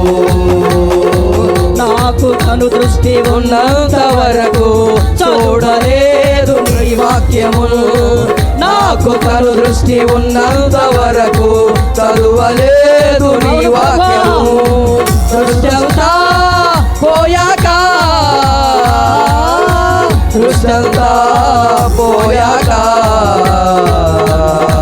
చదవాలని ఉంది నీ వాక్యము. నాకు చదవాలని ఉంది నీ వాక్యము. చదవాలని ఉంది నీ వాక్యము. చదవాలని ఉంది నీ వాక్యము. చదవాలని ఉంది నీ వాక్యము. చదవాలని ఉంది నీ వాక్యము. దృష్టంతా పోయాక దృష్టంతా పోయాక ప్రభు వాక్యము. చదవాలని ఉంది నీ వాక్యము. నాకు చదవాలని ఉంది నీ వాక్యము. చదవాలని ఉంది నీ వాక్యము. చదవాలని ఉంది నీ వాక్యము. చదవాలని ఉంది నీ వాక్యము. నాకు చదవాలని ఉంది నీ వాక్యము. చదవాలని ఉంది నీ వాక్యము. నాకు కళ్ళు మూసి దేవుని యొక్క ఆత్మ మనల్ని తాగుతూ ఉండగా నిన్ను దర్శిస్తూ ఉండగా ఇప్పుడైనా స్వరమెత్తి ఒక్క అవకాశం అయ్యా, ఒక్క అవకాశం అయినా నేను మారుతాను అయినా, ఒక్క అవకాశం ప్రభు నేను బలపరచబడతాను అయ్యా. నన్ను దర్శించునైనా అయ్యా, నన్ను విడిపించు యేసయ్యా. తండ్రి నీకు స్తోత్రాలు నాయనా, తండ్రి నీకు స్తోత్రాలు. కాళ్ళు చేతులు ఉన్నంత వరకు చేయలేదు నీ కార్యముల్. కృంగితిని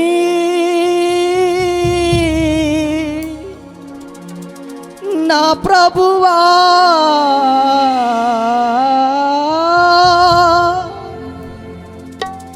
కృంగితిని పశ్చాత్తాపంతో నా ప్రభువా, లేవనెత్తుము ఈ పాపిని దేవా.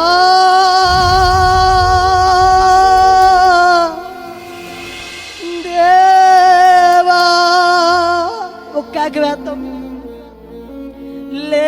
లేవనెత్తుము ఈ పాపిని. అవును ప్రభా, కాళ్ళు చేతులు ఉన్నంత వరకు నీ పని చేయాలనిపించట్లేదు నాయన. నాకు ఆయుష్ ఉన్నంత వరకు నిన్ను నమ్మాలనిపించట్లేదు నాయన. యవన కాలం ఉన్నంత వరకు ప్రభా నీ వైపు చూడాలనిపించట్లేదు. ఈ దౌర్భాగ్యం నుండి నన్ను విడిపించి నాయన. తల్లులైన వాళ్ళు ప్రార్థన చేద్దాం. తండ్రులైన వాళ్ళయ్యా, నా బిడ్డలను విడిపించయ్యా. దౌర్భాగ్యంలోనికి వెళ్ళిపోయారయ్యా. ఎవరు విడిపిస్తారయ్యా నా బిడ్డలను? వ్యసనాల నుండి ఎవరు విడిపిస్తారయ్యా? తొందరపాటు నిర్ణయాల నుండి ఎవరు విడిపిస్తారయ్యా? అకాల మరణాల నుంచి ఎవరు విడిపిస్తారయ్యా? మరణకరమైన రోగాలతో పోరాడుతున్నారు ప్రభువా, ఎవరు విడిపించగలరు? ప్రార్థన చేస్తావా? తల్లులైన వాళ్ళు కూడా మీ బిడ్డల కొరకు ప్రార్థన చేస్తారా? ఒకసారి దేవుని సేవకులు మీ కొరకు ప్రార్థన చేస్తారు. పశ్చాత్తాపంతో అయ్యా నా బిడ్డలకు ఒక అవకాశం ఈ నాయన. రేపటి దినము నాది కాదు ప్రభువా, ఈరోజే నాది. నా బిడ్డలను క్షమించండి ప్రభువా. ఆరోగ్యాలను పోగొట్టుకుంటున్నారు, అవయవాలను పోగొట్టుకుంటున్నారు, అయినా బుద్ధి రావట్లేదు నాయన. జ్ఞానం రావట్లేదు ప్రభువా. తల్లిదండ్రులకు అవిధేయులుగా, పెద్దలకు అవిధేయులుగా బతుకుతున్నారు. ఇంకా మార్పు లేకుండా బతుకుతున్నారు నాయన. నా బిడ్డలను ఒక్కసారి దర్శించవా? నా సంఘ బిడ్డలను కూడా దర్శించమని దేవుని సేవకులు అడుగుతాం. ఎంత వాక్యం చెబుతున్నా ప్రభువా, అయ్యా ఎటు వెళ్ళిపోతుందో అర్థం కావట్లేదు నాయన. విన్న వాక్యం అంతా నిష్ప్రయోజనం అయిపోతుంది. ఇలాంటి కూడికలు ఎన్ని చూసాం ప్రభువా, మేము ఎన్నిసార్లు వింటున్నాం వాక్యం. మా బతుకులు మారట్లేదు నాయన. మా యవన బిడ్డలను దర్శించమని అందరం అడుగుదాం. దేవుని సేవకులు అనిల్ అన్న మన మధ్యలో ఉన్నారు. చెప్పబడిన వాక్యం నిమిత్తం ప్రార్థన చేస్తారు. ఆ తర్వాత మనం రెండవ వర్తమానంలోనికి వెళ్దాం. అందరూ అలాగే ప్రార్థనలో ఉండండి, ప్రార్థనలో గడుపుదాం. నిజమే ప్రభువా, సంసోన్ జీవితం అభిషేకంతో ఆరంభమై ప్రభు అంధకారంతో ముగించబడింది. ప్రభువా, మా దగ్గర నుంచి కోరుకునేది యవన కాలంలో నీ కాడి మోయాలని, ప్రభువా నీ బలమైన చేతిలో ఒక పాత్రగా ఉండాలని సంసోను మా ముందు పెట్టావయ్యా. యవన కాలంలో చాలామంది పిల్లలు పాపముతో శాపముతో పాడైపోతున్న దినాలు ప్రభువా జ్ఞాపకం చేసుకొని వాక్యము ద్వారా పవిత్రపరచండి ప్రభువా. నాజీ చేయబడ్డ వ్యక్తి అయ్యా పాపంలో పడిపోతే వాక్యం తెలియని పిల్లలు ఎలా ఉంటారయ్యా? ప్రభువా జ్ఞాపకం చేసుకో మా ప్రాంతాన్ని, ఈ ప్రాంత ప్రజలను జ్ఞాపకం చేసుకోయ్యా. ఎంతోమంది యవనస్తులు అయ్యా పాపానికి శాపానికి బానిసలై తిరుగుతున్నారయ్యా. తల్లిదండ్రులైన వారు ఎంతో దుఃఖములో ఉన్నారయ్యా. జ్ఞాపకం చేసుకొని వాక్యము ద్వారా సరిచేయండి. ఈ మీటింగుల ద్వారా ఒక తీర్మానానికి వచ్చి ఈ బలమైన చేతిలో ఒక పాత్రగా ఉండటానికి, మారు మనసు పొందటానికి, రక్షింపబడటానికి, జీవితాన్ని మార్చుకోవడానికి ఈ రాత్రి ఇదిగో ప్రభువా ఈ ప్రాంతాన్ని కదిలించి వాక్యము ద్వారా సంధించి బిడ్డలతో మీరు మాట్లాడండి ప్రభువా. నశించిపోతున్న ఆత్మల పట్ల ఎంతో ఘోరమైన సిలువను మోసేవయ్యా. మా పాపాన్ని మా శాపాన్ని నువ్వు మోసేవయ్యా. గుర్తిరగలేకపోతున్నావు, దయతో క్షమించు అయ్యా. యవనస్తులను జ్ఞాపకం చేసుకోండి, యవన పిల్లలను జ్ఞాపకం చేసుకోండి. ఈ చేతిలో బలమైన పాత్రలుగా వాడబడటానికి ప్రభువా ఇదే సరైన సమయం నాయనా. సమయం ద్వారా బిడ్డలను దర్శించి పవిత్రులుగా చేసి ఒక తీర్మానంతో రక్షించబడటానికి కృపను అనుగ్రహించి వాక్యాన్ని అందించి నీ దాసుని ఇంకా బహుబలంగా వాడుకోండి. ఈ హోరేబ్ మినిస్ట్రీని శాఖోపశాఖలుగా విస్తరింపచేయండి. ఇక అనేక మంది యవన బిడ్డలను ఈ మినిస్ట్రీకి మీరు దయచేయండి ప్రభువా, నీ కృపతో బలపరిచి. అయ్యా, తర్వాత వాక్యాన్ని పంచుకోబోతున్న దాసులను కూడా మీరు బలపరిచి మాతో సూటిగా తేటగా మీరు మాట్లాడమని యేసు నామములో ప్రార్థిస్తున్నాను తండ్రి, ఆమేన్.